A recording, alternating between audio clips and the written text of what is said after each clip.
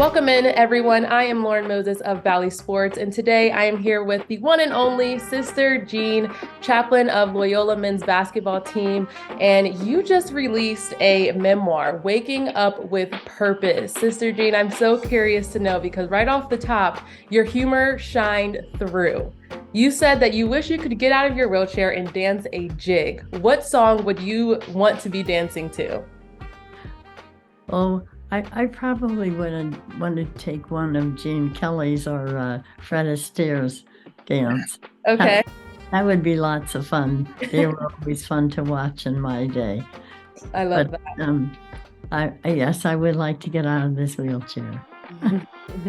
I'm sure it will happen soon. During the 2018 March Madness, Sister Jean, you became an international sensation, not just here in the States, but internationally. You had weekly, sometimes daily interviews with reporters about what the men's team was doing and your impact there. But how does it feel now to speak about the 100 plus years of your life before you became the team's chaplain?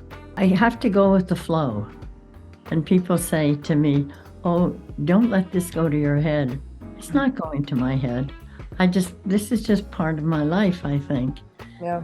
And I say to people when they say, will you do this? Will you do that? And my managers are very careful about what I do.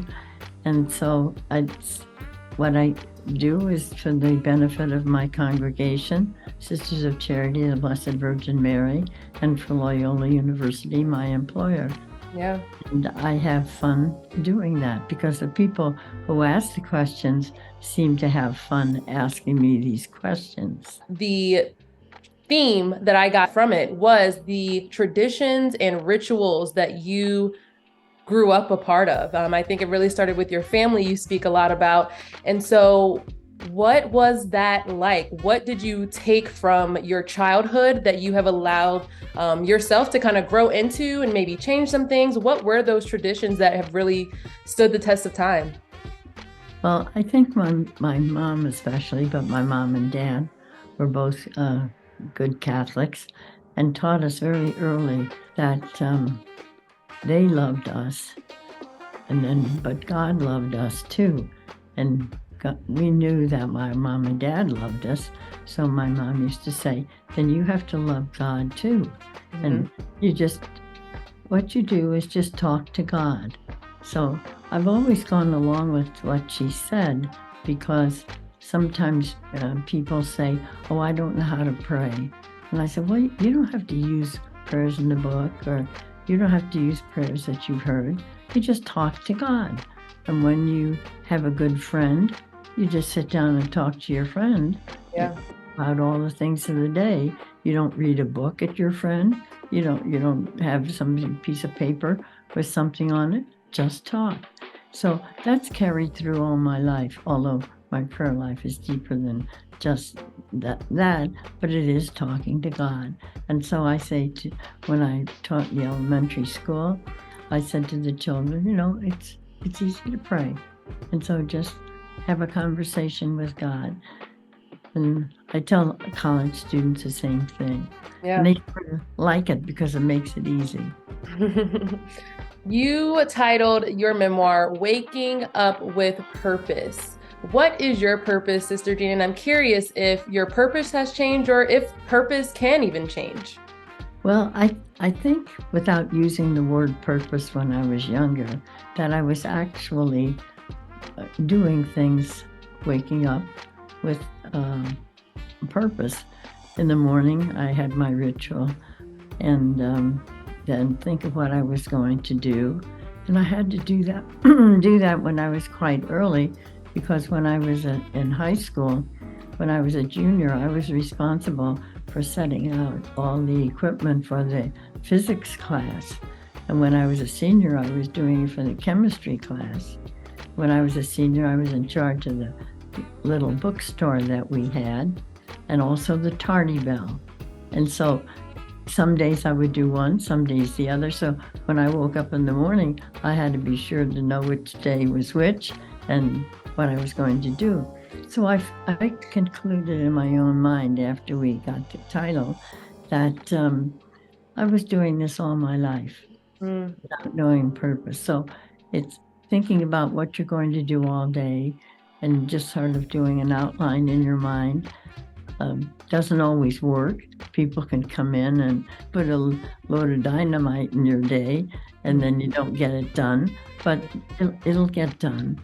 So, And of those ideas that you brought to your principals, I think one of them of even reaching out to a Hollywood star to use a studio for an instructional program. Has there ever been an idea that you brought to someone that they did not agree with? Because it seems like all your ideas are just great and everyone's like, let's do that, Sister Jean. well, when I was in school, teaching in the elementary school, really nobody said no, because they realized that it was for the betterment of the students to, have a sports program, and because it would be healthy for them. And they just didn't. It was because they were such new schools that people just really hadn't thought about it. And at that time, the population in California was growing very quickly. I was out there from the 40s to the 60s. And I know that one school, St. Charles in North Hollywood, we were the largest school west of the Mississippi. And we used to be proud of that.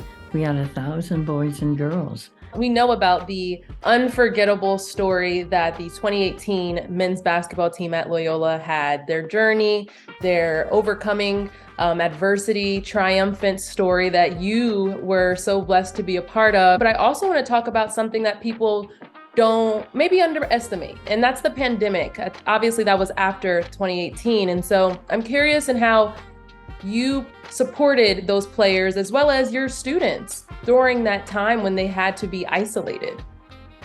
Well, with the team, of course, I contacted them more than I did anybody else. But as soon as we heard all this was happening, and each person here at Loyola did his and her thing, each one thought was best for the students. So I used to call the team, maybe every 3 weeks. Okay. I would call them and find out how they were doing, what they were doing, and could ask each one of them different questions. I knew that the first call was a real surprise. They'd pick up the phone and I say, well, this is Sister Jean. Sister Jean? No, I just want to know how you are. I also contacted all the students who were in what we call an ACE program. That's Achieving College Excellence. They're brand new to Loyola.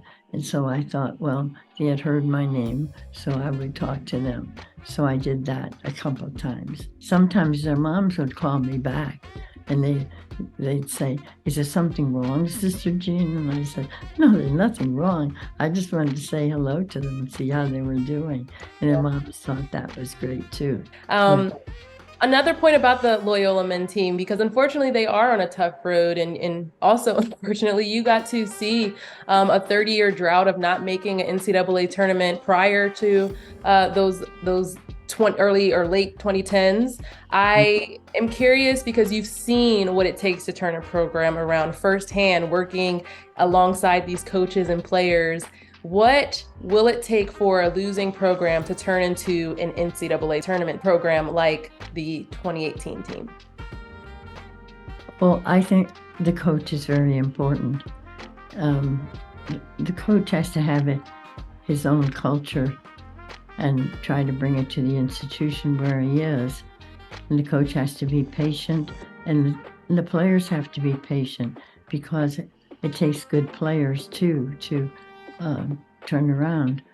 So I have to say, with Porter Mosier, when he came to Loyola, there were some very bright young men who came right over to what he wanted them to do. And that wasn't because we didn't have a good coach before. It was just that they were smart enough to know that it was time for them to move into a higher level if possible, if we were invited into a higher level. So sure enough, we were. Yeah. We were invited into the Valley. Oh, it took us a while to get used to playing in the Valley. Yeah. And the change of meeting everybody, change of schools. And then now we've been invited into A10. And so you have to say yes to these invitations. As you say, we've had a tough year this year, but we'll improve once we know these young men that they're playing. Basketball is changing too, and not only men's but women's. But we'll get used to that culture. We won't change our own culture, but we'll get used to accepting other people's culture.